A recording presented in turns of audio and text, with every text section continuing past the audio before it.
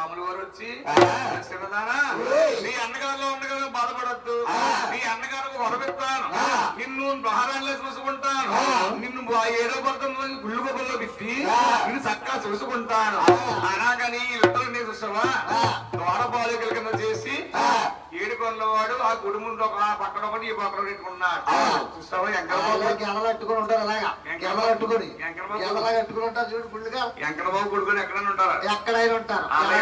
ఎంకరబాబు బామ్మద్దులు ఆయన ఆ పక్కన ఈ పక్కన ఎట్టుకుని లోపల బోనాలు జరుపుకుని స్వాములు వారు అమ్మ భూమి భూమంటారా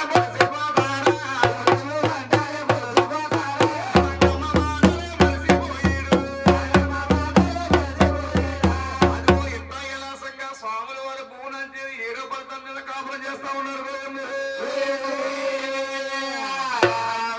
జరుగుతా ఉండగా నాయన ఇక్కడ చూసావా మంగాదేవి చిన్న వయసులో పెళ్లి చేశారు.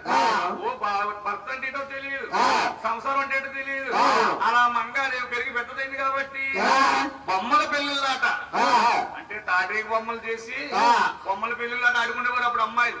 ఇప్పుడు బొమ్మలు లేవు పెళ్ళిళ్ళు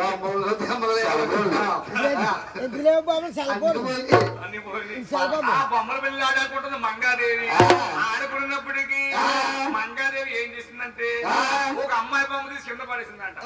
ఆ అమ్మాయి ఊరుకుంటుందా?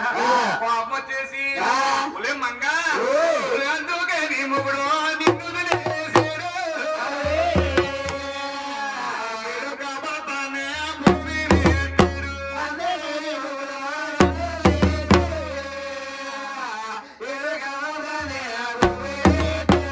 అందుకే నీ మూడిని వదిలేసి